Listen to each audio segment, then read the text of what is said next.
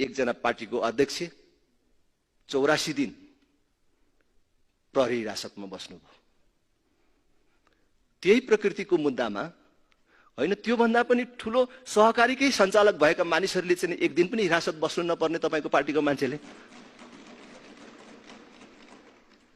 मैले रवि लामेछानेले बदमासी गर्नुभएको छैन, हिनामिना गर्नुभएको छैन भन्ने कुराको म वकालत गर्दिनँ, त्यो न्याय निरूपणको विषय छ।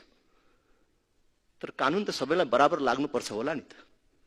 एउटा मान्छेले त्यही प्रक्रियाको लागि अदालतसम्म पुग्नको लागि 84 दिन हिरासत बस्नुपर्ने, अरू खुत्रुकै अदालतमा हाजिर भएर घर जान पाउने कस्तो व्यवस्था होला भन्नुहोस्। यो पक्षपात र दुरुपयोग हो कि होइन त?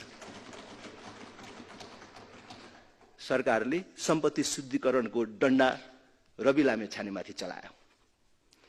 रवि लामेछानेको सम्पत्ति छानबिन हुनुहुन्न, शुद्धिकरण हुनुहुन्न भन्ने कुरा होइन, ठिक गर्नुभयो।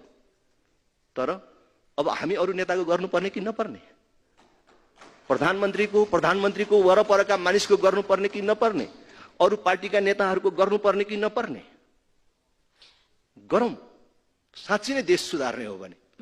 मेरो गरौँ, मेरो परिवारका सदस्यहरूको गरौँ, प्रधानमन्त्रीजीको परिवारका सदस्यका र वरिपरिका मानिसहरूको गरौँ, अरू नेताहरूको पनि गरौँ।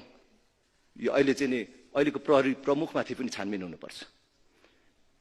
सत्ताको कुन प्रकारको दुरुपयोग हो भन्ने कुराको नमुना पनि हो। उनलाई छानबिन भन्दा पनि एकचोटि सोध्नु पर्यो। यही प्रहरी प्रमुखले रवि लामिछाने गृहमन्त्री हुँदाखेरि राज्य व्यवस्था समितिमा आएर उहाँमाथि सहकारी सम्बन्धी कुनै मुद्दा र उजुरी छैन भनेर भन्नुभयो होइन? त्यही प्रहरी प्रमुख अन्तर्गतको प्रहरीले अहिले चाहिँ रवि लामिछानेलाई मुद्दा चलायो। कुन चाहिँ कुरा सत्य हो त?